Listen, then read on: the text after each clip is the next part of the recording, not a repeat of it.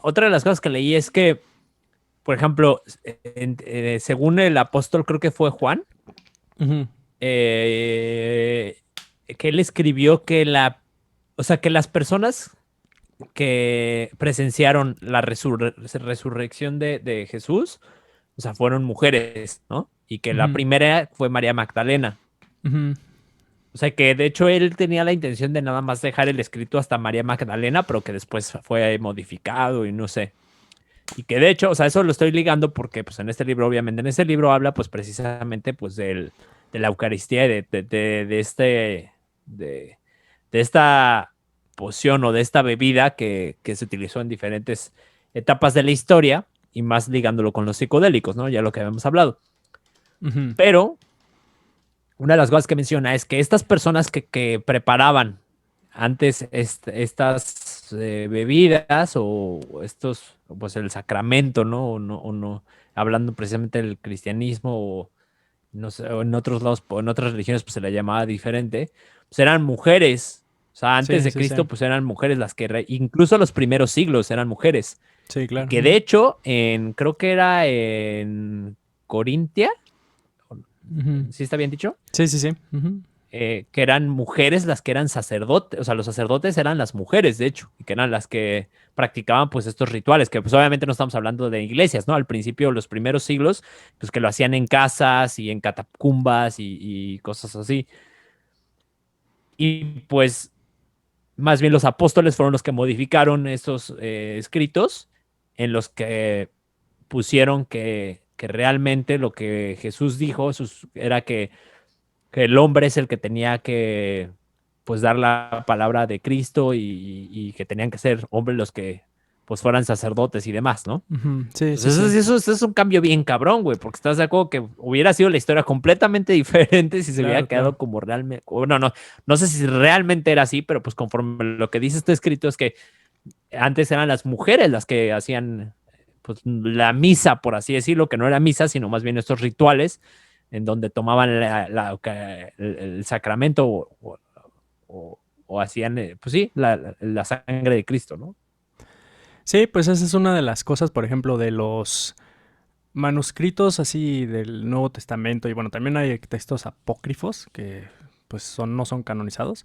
O sea, muchos de esos manuscritos también eh, fueron intencionalmente cambiados justamente para darle más favor a los hombres, ¿no? O sea, del Nuevo Testamento hay 27 libros, ¿no? Ya obviamente cada denominación cristiana va a quitar algunos, ¿no? Pero de esos, por ejemplo, hay 13 letras paulinas, ¿no? 13 letras del apóstol Pablo, ¿no? Que el apóstol Pablo era un fariseo, que los fariseos en ese entonces era un movimiento de estudiosos de la Torá, del Pentateuco, de la ley de Moisés, y era un fariseo ferviente de la ley de Moisés que perseguía a cristianos, ¿no? Entonces, por varios años de su vida perseguía a cristianos, ¿no? 3 años después de que murió Cristo, bueno, que fue crucificado, en camino hacia Siria, cuenta este Pablo en Hechos que una luz le llegó y vio a Jesús, ¿no? Y ya de ahí se convirtió al cristianismo, ¿no? Y por eso él predicaba la fe en la resurrección de Jesús, ¿no? Que pues es algo que todavía hoy se cree, ¿no? Y las letras de Pablo, las que tenemos hoy en día, así en el Nuevo Testamento, de esas 13, 6 son falsificaciones, ¿no? Y de esas 6 hay 3, Timoteo 1, Timoteo 2 y Tito, que se les llaman pastorales porque en ese entonces, como tú bien dices, la iglesia no era una... No tenían un lugar así físico y establecido como hoy, ¿no? Así tan grande. Y no tenía jerarquías, ¿no? Este... y le llaman pastorales porque después de que Pablo muere, creo que lo matan en Roma, lo sentencian a muerte, como la mayoría pues, de apóstoles y discípulos y así muchos cristianos a ese inicio. Este, una vez después de que lo matan, ya empiezan a haber falsificaciones en nombre de Pablo, o sea, de letras, ¿no? Como estas, y les llaman pastorales porque ya empieza a haber como una jerarquía, ¿no? En la misma iglesia.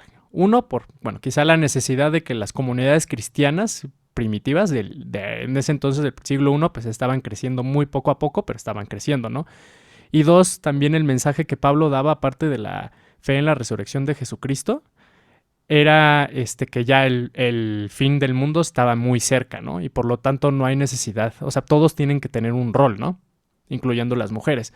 O sea, es muy probablemente a lo mejor que Pablo no estaba buscando como igualdad tal cual de género ni abolición de esclavitud, sino más bien estaba como, sentía que el tiempo estaba muy corto y todos tenían que tener un roles, ¿no? Esa es como la posición que algunos como académicos tienen en cuanto a esto. Cuando muere Pablo, empiezan a surgir falsificaciones en nombre suyo, que incluso hay unas que están en el Nuevo Testamento que conocemos, y sí ponen, ¿no? O sea, por ejemplo, Timoteo 1, Timoteo 2, o sea, sí son luego explícitos en que las mujeres tienen que estar calladas, ¿no? Y tienen que estar quietas y que solo sirven para dar a luz, ¿no? Entonces sí hay alteraciones en las letras de Pablo o falsificaciones a nombre de Pablo que son muy antifeministas y misóginas, ¿no?